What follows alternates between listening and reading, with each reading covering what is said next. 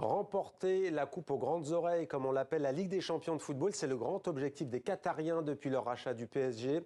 Battu hier soir en demi-finale à Dortmund 1-0, les Parisiens devront l'emporter par 2 buts d'écart mardi prochain au Parc des Princes. En attendant, on se penche dans ce grand angle sur l'histoire secrète, les coulisses de la vente du PSG au Qatar. C'était sous la présidence française de Nicolas Sarkozy. Bonsoir François Vignol. Bonsoir Mohamed. Bienvenue à vous. Vous êtes responsable des enquêtes au groupe M6. Votre livre PSG Confidential, PSG confidentiel, est coécrit avec Laurent Valdiguier. C'est aux éditions Robert Laffont.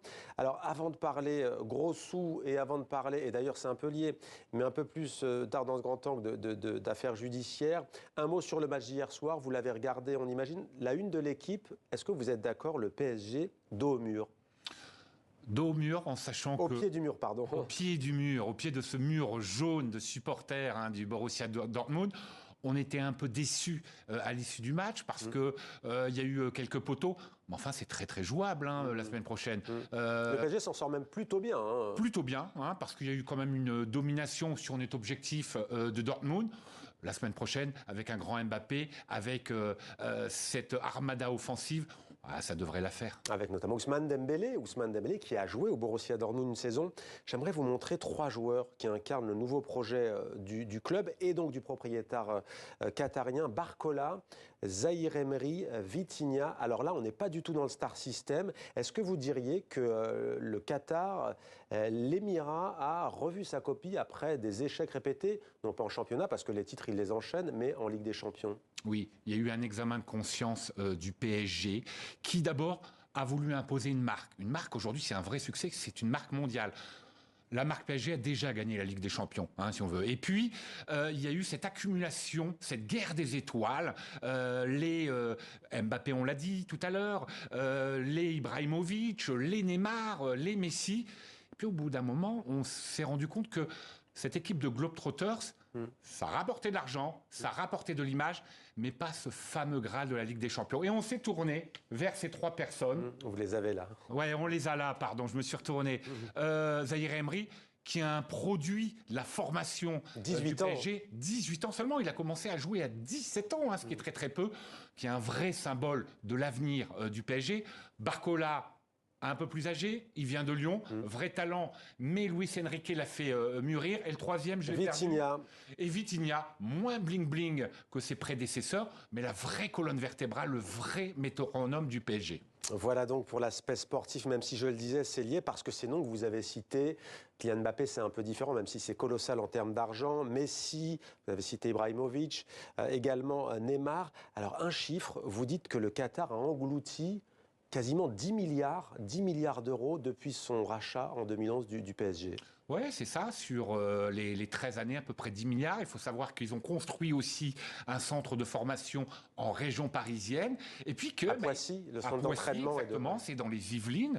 Et puis qu'il a fallu payer cette constellation de stars pour être au niveau, pensait-on, de ces grands clubs européens. Et ça, dès juin 2011, on a sorti les carnets de chèques parce qu'il y avait cette stratégie. Là, on sait combien ça a coûté, ce centre d'entraînement à Poissy, mais ça se chiffre. Je crois qu'on est à peu près à 300 millions, à peu près. On n'avait pas le chiffre exact, ça reste un chiffre secret, mais on a voulu copier ce qui se faisait à la fois à Madrid, ce qui se faisait à Barcelone, et ce qui se fait aussi à Doha, ce qui s'appelle Aspire, qui est la clinique du sport où tous les grands champions viennent se faire soigner. C'est assez extraordinaire en termes d'infrastructure. En tout cas, ça doit aider le PSG à obtenir peut-être un jour la Ligue des Champions. 300 millions d'euros pour le centre d'entraînement et de formation de Poissy. 222 millions d'euros, c'est bien ça, c'est une somme que vous abordez dans votre livre. Racontez-nous ce qui s'est passé au moment du transfert de Neymar du FC Barcelone au Paris Saint-Germain. En 2017, il y a une star qui joue à Barcelone, qui s'appelle Neymar. Ça n'existe pas en France, mais en Espagne, on a ce qu'on appelle une clause libératoire. C'est-à-dire que le joueur, s'il met la somme, qui est souvent énorme, là, 222 millions en l'occurrence, s'il la donne, il peut aller vers un autre club. Ça permet de rompre son contrat. C'est pas Neymar qui a payé. C'est le PSG qui lui a avancé les 222 millions. Et, à un moment donné, s'est posé la question de savoir si ces 222 millions, c'était pas déjà un salaire, et si c'était pas assujetti, à une imposition, à un impôt, ce qui aujourd'hui suscite la curiosité des juges. Mais ça, c'est une pratique répandue en Europe. Alors, En Espagne, mais pas en France. Dans certains pays, ce qu'on appelle la clause libératoire, oui, mais pas en France. Mais pas en France. C'est l'une des affaires. J'aimerais qu'on revienne maintenant sur le rapport particulier d'un homme avec le Paris Saint-Germain. C'est évidemment Nicolas Sarkozy. Voici ce que vous écrivez. Chez lui, tout se mélange depuis longtemps. La politique, les affaires, l'argent, tout est lié, imbriqué tout le temps. Tantôt au nom de l'amitié, tant il compte d'amis dans le monde des affaires comme dans celui de la politique, tantôt au nom des intérêts de la France, parfois au nom des siens. Mais il s'avère toujours difficile de démêler les rôles de celui qui fut à la fois le 6e président. Et vous continuez en disant, il y a un point fixe dans sa vie à Nicolas Sarkozy, c'est le PSG. C'est le premier fan du PSG, c'est même le président bis du PSG. Parmi tous les gens... Président bis. Ah oui, parmi tous les gens... Il était hier à Dortmund, à côté de Nasser Al-Khelaifi. Juste à côté, vous l'avez vu. D'abord, c'est un fan. Il est capable de vous citer tous les joueurs remplaçants depuis la création du PSG 1970. Et c'est pas fake. On a rencontré d'anciens présidents du PSG qui étaient estomaqués par sa connaissance encyclopédique des joueurs. Et puis après, quand je dis c'est le président bis, c'est lui quand même qui a présidé les destinées du PSG version qatari. Comment ça se passe? Alors, on va revenir sur un déjeuner secret. On est le 23 novembre 2010. Nicolas Sarkozy est déjà président.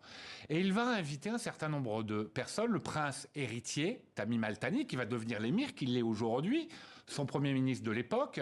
Il y a là aussi le secrétaire général de Nicolas Sarkozy, hyper puissant, qui est Claude Guéant. Et puis sa conseillère des sports, et un invité surprise, qui est Michel Platini. Michel Platini, il vient, il pense qu'il a un rendez-vous en tête-à-tête avec Nicolas Sarkozy. Et là, il est un peu estomaqué parce qu'on va évoquer différents sujets. Le premier, c'est bien sûr celui de la Coupe du Monde, qui serait la consécration du Qatar dans sa stratégie de soft power. Et la diplomatie du sport. La diplomatie du sport, la diplomatie du ballon rond. On va dire à Michel Platini, Nicolas Sarkozy, et bien sûr les Qataris, ce serait bien qu'il y ait un pays arabe qui, pour une fois, ait la Coupe du Monde, que ça ne se passe pas entre Européens et nos cousins de l'Amérique du Sud et de l'Amérique aussi. Et puis, lors de la discussion, on va évoquer aussi le PSG. Il y a une forme de deal un peu. Si jamais, Michel Platini, on a cette voix pour avoir la Coupe du Monde, eh bien nous, peut-être Qataris, on est prêt à acheter le PSG. Le marché est saturé en Angleterre et les Qataris se disent tiens, ce serait intéressant. Nicolas Sarkozy a un ami, c'est le président actionnaire de Colonie Capital en Europe, il s'appelle Sébastien Bazin. Il a un club qui est aux abois. C'est pas dans les destinées finalement d'un fonds d'investissement de remettre au pot chaque année. Et on commence à discuter du PSG. On se dit dans la corbeille de la mariée, est-ce qu'on n'ajouterait pas le PSG? Le Qatar va avoir sa Coupe du Monde et quelques mois plus tard, eh bien, va acheter le PSG. Argent, politique et barbouzerie, dites-vous. Pourquoi barbouzerie? Barbouzerie parce qu'au-delà de tous ces succès commerciaux du Qatar, à un moment, les juges vont venir frapper à la porte de la Factory, qui est le siège du PSG. Il y a différentes affaires. Il y a d'abord des soupçons de barbouzerie, de tricoche, qu'on appelle dans le jargon policier. C'est-à-dire qu'on soupçonne le responsable des supporters, qui est référent supporter au PSG, qui est un ancien policier des services de renseignement, d'être allé chercher un certain nombre d'informations sur des gens qui pouvaient être des adversaires, considérés par le PSG comme des ennemis, parfois, pour employer un mot fort, et d'aller faire cette fameuse tricoche. Lui a été mis en examen, lui se défend en disant « mais pas du tout, moi j'ai travaillé pour le PSG ». Et puis des affaires bien plus graves, c'est qu'à un moment donné, un lobbyiste est soupçonné par le Qatar d'être allé dealer avec l'ennemi, on va dire l'adversaire du Qatar, les Émirats Arabes Unis, une clé USB dans lequel eh bien, il y a des vidéos intimes de Nasser Al-Khelaifi dans son appartement parisien. Et ça va devenir une affaire d'État puisque cet homme va être condamné à mort avec le majordome de Nasser El-Khelaifi qui est soupçonné d'avoir donné ces images par le Qatar. Ces trois personnes vont dire mais pas du tout, jamais on a voulu marchander une telle clé USB et c'est devenu une affaire entre deux États, le Qatar et la France. Voilà donc pour ces coulisses, si l'on peut dire, et pour ces affaires qui défraient la chronique de la vie du club parisien, avec peut-être un succès donc à venir en Ligue des Champions.